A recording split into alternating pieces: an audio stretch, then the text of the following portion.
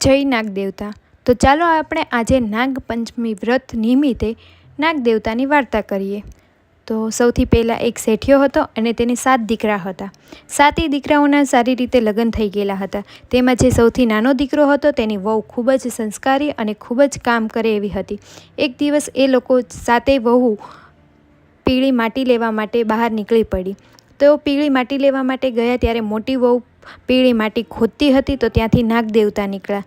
ત્યારે સૌથી નાની વહુ હતી તેણે નાગદેવતાને જોયા અને કીધું કે તમે આ નાગદેવતાને મારશો નહીં। જ્યારે મોટી વહુ હતી તે માટી લઈને આવતા હતા તો તેણે નાગદેવતાને મારવા માટેની કોશિશ કરી। જ્યારે નાની વહુએ કીધું કે તમે આ નાગદેવતા છે, આજે નાગપંચમી પણ છે તો તમે એને મારશો નહીં। ત્યારે મોટી વહુએ તે નાની વહુની વાત માની લીધી અને નાગદેવતાને માર્યા નહીં અને એમનેમ જ છોડી દીધા।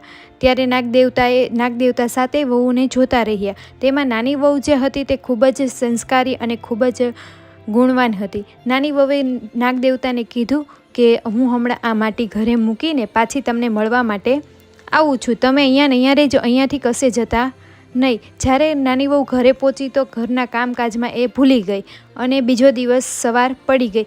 સવાર પડતાં બીજે દિવસે તેને યાદ આવ્યું કે મેં નાગદેવતાને વચન આપ્યું હતું કે તમે અહીંયા રહેજો, હું આવીશ તમને મળવા, પણ એ ભૂલી ગઈ। એટલે એ પાછી સવારે નાગદેવતાને મળવા ગઈ અને કીધું કે નાગદેવ ભૈયા હું સાવ ભૂલી જ ગઈ હતી કે અહીંયા કઈ રીતે આવું। જ્યારે નાની વહુએ નાગદેવતાને ભાઈ કીધો ત્યારે નાગદેવતાએ કીધું કે તે મને આજે ભાઈ કીધો છે એ માટે હું તને છોડી દઉં છું, પણ તારું વચન તું ટાઈમે આવી શકી નથી, તારું વચન તે પાળ્યું નથી, પણ તે મને આજે ભાઈ કીધો છે એ માટે હું તને છોડી દઉં છું। ત્યારે નાની વહુએ કીધું કે કંઈ નહીં, તમે આજથી હું તમારી બહેન, મારે એમ પણ કોઈ પરિવારમાં છે નહીં, મારે ભાઈ બહેન કોઈ પરિવારમાં નથી। ત્યારે નાગદેવતાએ કીધું કે કાંઈ નહીં, આજથી તું મારી બહેન અને હું તારો ભાઈ। આ રીતે બંનેની વાત થઈ અને પછી નાની વહુ ઘરે જતી રહી। ત્યારે નાગદેવતાને થયું કે ચાલને નાની વહુને કોઈ નથી પરિવારમાં તો હું એના ઘરે જાઉં। ત્યારે નાગદેવતા એક દીકરાનું રૂપ લઈને તેના ઘરે જાય છે અને ત્યાં બધાને કહે છે કે હું નાની વહુનો ભાઈ છું। ત્યારે તેના ઘરના લોકો કહે છે કે એને તો કોઈ પરિવારમાં નથી। ત્યારે એ સમજાવીને નાની વહુને એની સાથે ભાઈ બનીને એની સાથે લઈ જાય છે। ત્યારે થોડાક આગળ જતા રસ્તામાં જંગલ વચ્ચે નાનો ભાઈ નાની વહુને કહે છે કે તમે ડરશો નહીં, હું તમારો ભાઈ છું અને હું નાગદેવતા છું, હું નાગ બની જાઉં છું અને તમે મારી પાછળ ચાલ્યા આવો। ત્યારે નાની વહુ નાગદેવતાની પાછળ ચાલ્યા જાય છે અને ચાલતા ચાલતા નાગદેવતા એના ઘરે એમને લઈ જાય છે। નાગદેવતા એમના ઘરે નાની વહુને લઈ જાય છે, એમની બહેનને લઈ જાય છે અને એમના ઘરે જતાં એમના મમ્મી પપ્પા અને નાગદેવતા જે એમના ભાઈ છે એ ઊભા છે અને નાની વહુ એમનું ઘર અને ત્યાંની અઢળક સંપત્તિ જોઈને આશ્ચર્યચકિત થઈ જાય છે કે આટલા બધા ધનવાન છે મારો ભાઈ નાગદેવતા, આટલા બધા ધનવાન છે એ જોઈને ખૂબ જ આશ્ચર્યચકિત થઈ જાય છે। એક દિવસ નાગદેવતાના મમ્મીને બહાર જવાનું હતું। તેણે નાની વહુ તેમની બહેનને કીધું કે તમે દૂધ ઠંડુ થઈ જાય પછી તમારા ભાઈને આપી દેજો, પણ નાની વહુ જલ્દીમાં ગરમ દૂધ આપી દીધું અને નાગદેવતાની જીભ બળી ગઈ। ત્યારે એમના મમ્મી દીકરીને ખીજાણા। ત્યારે એમના ભાઈ નાગદેવતાએ કીધું કે મમ્મી એમને ખીજાવમાં એનાથી ભૂલ થઈ ગઈ છે, એમને ખબર ના હતી કે ગરમ દૂધ પીવાથી મારું મોઢું જલી જશે।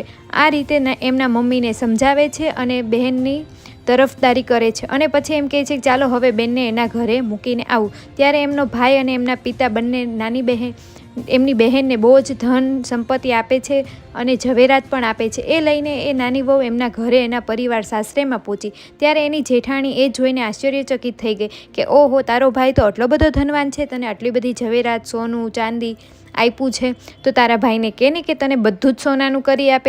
ત્યારે એનો ભાઈ ત્યાં સાંભળી જાય છે અને ઘરમાં બધી જ વસ્તુ તેને સોનાની કરી આપે છે, તેના સોફા સેટ બધું જ સોનાનું કરી। ત્યારે એની જેઠાણી કહે છે કે આટલું બધું સોનાનું કરી આપ્યું તો હારવાર એક ઝાડુ પણ સોનાનું બનાવી આપો। ત્યારે એનો ભાઈ સોનાનું ઝાડુ પણ બનાવીને એની બહેનને આપે છે। એ જોઈને એની જેઠાણી ખૂબ જ જલન થવા લાગે છે અને સાથે સાથે એના ભાઈએ તેને સોનાનો સેટ પણ આપ્યો જે હીરા મોતીથી જડિત હતો। એ જોઈને એ વાત ત્યાંના રાજા રાણી પાસે વાત પહોંચી ગઈ। ત્યારે એની રાણી રાજાને કહે છે કે આ નાની વહુને જે સોનાનો અને હીરા જડિત સેટ આપ્યો છે તે મારે જોઈએ છે।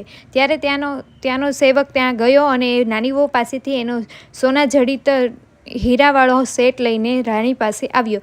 ત્યારે ત્યાં બહુ જ નાની વહુ રોવે છે અને એના ભાઈને યાદ કરે છે અને એનો ભાઈને યાદ કરતાં જ એનો ભાઈ ત્યાં હાજર થઈ જાય છે અને એનો ભાઈ નાની વહુને પૂછે છે કે બહેન શું થયું? ત્યારે એ કહે છે કે મારો તમે આપેલો સેટ એ રાણી લઈ ગઈ છે, તો તમે એવું કંઈક કરો કે એ જ્યારે પહેરે ત્યારે એના ગળામાં સર્પ થઈ જાય અને જ્યારે એ સેટ હું પહેરું ત્યારે મારા ગળામાં પાછો એ સેટ બની જાય જે હીરાથી જડિત છે. એવી જ રીતે જ્યારે રાણી એ સેટ મળે છે ત્યારે રાણી એના ગળામાં પહેરે છે એ સેટ. જ્યારે એ રાણી એના ગળામાં સેટ પહેરે છે તો તરત જ એ સર્પ બની જાય છે. આ જોઈને રાણી પણ આશ્ચર્યચકિત થઈ જાય છે અને એ રાજાને વાત કરે છે કે આ સેટ હું જ્યારે પહેરું ત્યારે આ સર્પ થઈ જાય છે. પાછા એ નાની વહુને બોલાવવા મોકલે છે રાજા અને નાની વહુ ત્યાં રાજાના દરબારમાં હાજર થાય છે. ત્યારે નાની વહુને કહે છે કે તમને આની સજા મળશે. ત્યારે નાની વહુ કહે છે કે આ સેટ જ્યારે એ પહેરશે ત્યારે સર્પ થઈ જશે અને હું પહેરીશ ત્યારે એ પાછો હીરા જડિત થઈ જશે. રાજા કહે છે કે આ સેટ પાછો નાની વહુને આપો અને એના ગળામાં પહેરાવો, આપણે જોઈએ કે પાછો એ હીરા જડિત થઈ જાય છે કે નહીં. ત્યારે એ સેટ પાછો નાની વહુને આપવામાં આવે છે. ત્યારે નાની વહુ પાછો એ સેટ લે છે અને એના ગળામાં પહેરે છે અને રાજા કહે છે કે જો એ સર્પમાંથી પાછો હીરા જડિત નહીં બને તો તમને અહીંયા સજા કરવામાં આવશે. ત્યારે નાની વહુ કહે છે કે ના, એ સર્પમાંથી હીરા જડિત થઈ જશે. આવી રીતે વાત થતાં નાની વહુને એ સેટ પાછો આપવામાં આવે છે અને કહે છે કે તમે ગળામાં પહેરો અને અમને લોકોને બતાવો કે હીરા જડિત થાય છે કે નહીં. એ સાપવાળો સેટ પાછો નાની વહુ લે છે અને એના ગળામાં પહેરે છે. જ્યારે એના ગળામાં પહેરે ત્યારે હીરા જડિત સોનાવાળો એ સેટ બની જાય છે. આ જોઈને રાજા રાણી બધા આશ્ચર્યચકિત થઈ જાય છે અને રાજા એને કંઈક સોના મોહર આપીને પછી એને ઘરે મોકલી દે છે. આ સોના મોહર લઈને નાની વહુ પાછી ઘરે આવે છે અને એમની સાથે એમના પતિ પણ એમની સાથે ઘરે આવે છે. આ બધું જોઈ અને એની જેઠાણી જે ઘરે આવતા એની હાથમાં સોના મોહર, ગળામાં સોના જડિત, ડાયમંડનો સેટ, આ બધું જોઈને નાની વહુને ઈર્ષા થાય છે અને એના ભાઈને વાત કરે છે કે આટલું બધું સંપત્તિ ક્યાંથી એની પાસે આવે છે, આટલું બધું સોના જડિત ક્યાંથી એની પાસે આવે છે. ત્યારે એ નાની વહુને બોલાવીને કહે છે કે આ બધું તારી પાસે ક્યાંથી આવ્યું, તને આટલું બધું કોણ આપે છે? ત્યારે નાની વહુ તરત જ મનોમન એના ભાઈને પ્રાર્થના કરવા માંડે છે કે તમે અહીંયા હાજર થાવ. ત્યારે નાગદેવતા ત્યાં હાજર થાય છે અને કહે છે કે હું આ રીતે નાગદેવતા છું અને એની પૂરી કહાની કહે છે અને આ રીતે એના જેઠ અને જેઠાણી પણ એની વાતમાં આવી જાય છે અને ત્યારથી નાગપંચમીની પૂજા કરવામાં આવી છે અને ત્યારથી દરેક સ્ત્રીઓ નાગદેવતાની પૂજા કરે છે અને નાગદેવતાને પોતાના ભાઈ સમાન માનીને પૂજા કરે છે. આ રીતે નાગપંચમીનું વ્રત શરૂ થયું અને બધી જ બહેનો નાગદેવતાને પોતાનો ભાઈ બનાવીને ત્યાં તેની પૂજા કરે છે અને બસ આ જ રીતે નાગપંચમીની વ્રત કથા પૂર્ણ થાય છે. અને જો તમને અમારો વિડીયો પસંદ આવ્યો હોય તો લાઇક, શેર એન્ડ સબસ્ક્રાઈબ કરવાનું ના ભૂલતા.